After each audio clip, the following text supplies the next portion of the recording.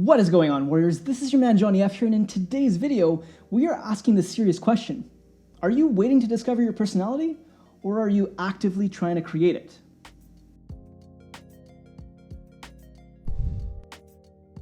Welcome to Next Level Warrior, the channel where we help you advance in your personal growth and health, helping you build your warrior within to become your next level self. So if this is the direction that you want to go in life, then make sure to subscribe, hit the bell icon, and select all notifications to catch my videos posted every week.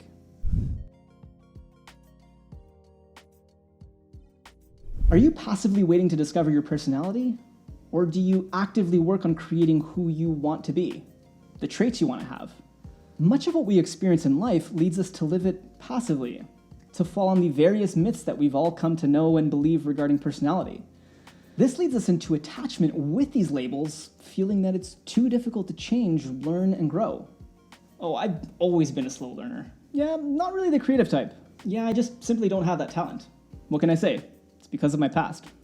Whatever it is that you're telling yourself, this specific self-talk, whether you're saying it in your head, out loud, or to other people, is simply a program that your brain processes and says, "That's okay. We know that already." And this familiarity is actually linked to you being able to stay alive. It doesn't take us out of that sweet comfort zone and keeps us both surviving. So, looks good to me.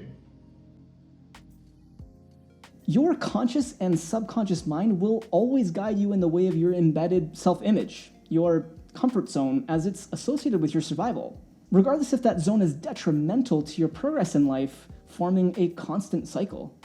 What I'm really expanding on here in this video is personality myth number 4, discussed in the book Personality Isn't Permanent, which came out in June of 2020. If you haven't been following along in the series, I'll link a playlist to the different parts of the book that I've been breaking down. So make sure to check it out, and if you want to do your part to impact this channel's growth, then please do leave a like and comment on those videos, including this one, so that the YouTube robots will reward me. Anyway, Dr. Benjamin Hardy, the author of this book, expands on this myth that personality is something you discover by clarifying what happens to those of us that wait passively to discover instead of actually taking action on creating it. He goes on to say that inspiration follows action, not the other way around. And until you take action, your confidence and imagination will remain low. You see, confidence is a direct byproduct of the progress you make, the results you achieve, and this doesn't happen without action.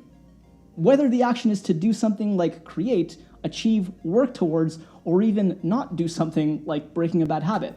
Likewise, both passion and motivation are also something to be created through proactive and forward action. Confidence, passion, and motivation are all effects from the results. They are not causes. And Dr. Jerome Bruner, a Harvard psychologist, said, "You're more likely to act yourself into feeling than feel yourself into action." If you want to increase levels of confidence, passion, and motivation in your personality, then you simply can't achieve this passively. We'd all love to get paid before doing the actual job, but a lot of things don't really work that way. And this is exactly what we are doing in choosing the lazy way, waiting to find our passion and discover personality instead of intentionally developing it. Your time and effort must be invested into the things that you want. You can't simply law of attraction it into your life through thought alone. Now, I'm not saying that imagination isn't necessary. It's important as but you need to put in the work.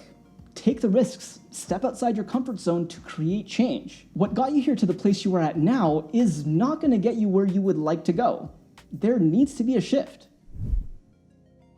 Now, some other problems with this view that personality is something you discover can actually help develop self-centered thinking, leading you to become extremely inflexible to anything that feels difficult, complex, or outside what you perceive your strengths that you were born with. Instead of trying to adapt or navigate through difficult situations, we attach ourselves to labels such as introvert to justify our lack of commitment, lack of openness and willingness, falling to the level of our labels instead of rising to the level of what we want to create. This slows our growth, boxing ourselves into this shallow perspective of who we think we are, only doing us what brings us instant gratification or immediate results. It's like being fully taken over by the reward centers of our brain that give us the dopamine hits from the likes and the comments on social media via something we are portraying instead of legitimately creating the truth that we want to live.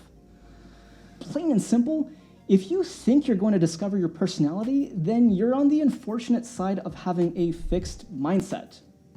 Can this change? Absolutely. And I've got to make this clear. If you don't change it, then you're blocking the ability to create opportunities that will really transform you towards your next level self. And something that I want to show you that might surprise you, take a minute right now to go and watch some of my old videos from last year when I started my YouTube channel. You might think that I've been this way forever, but I was actually super shy, way more self-conscious and scared to articulate any content out into the world. Not only this, but the level of skills that I needed to learn in order to get where I am now with nearly 50 videos published was way over my head and far past my abilities at the time. I remember literally being scared to open the editing software for a couple of weeks after my friend showed me how to use it. And here I am now, roughly 2,000 editing hours later, but still far beyond where I know I'll be in 5 years from now, which is exactly what this is all about. Don't limit your imagination. Your ability to learn, decide, feel, and commit. Remember, these are all little programs that we are feeding this supercomputer we all have between our ears, and you are the composer of the programming code with every little thing that you say, do, and accept in your life. We don't need to create this invisible limit of who we currently think we are. We only have one shot at this life, and you know that it makes zero sense to be sitting in the passenger seat coasting towards the end. And if you want to take real ownership of your life, then do yourself a favor right now. Take out your journal or a piece of paper, pause this video, and answer the following questions that Dr. Hardy wrote in this chapter. What purpose are you creating for yourself? What would happen if you stopped trying to find yourself and instead become more creative and collaborative? How would your personality develop and change if you went to work on it, chiseling it and shaping it in desired ways? Who would you be if you could creatively design yourself? After reading this book now for the second time, I can confidently say that it is on my top list of transformational books that you should definitely get a copy of through the link in the description. And if you're not ready, then click on one of these videos coming up on screen to learn more about the book Personalities Impermanent. Believe me, you'll be glad you did. Oh, and if you want to do your part to help this channel grow, then click on this pretty face right here to subscribe. Hit the like button, drop me a line in the comments, and most importantly, never stop growing.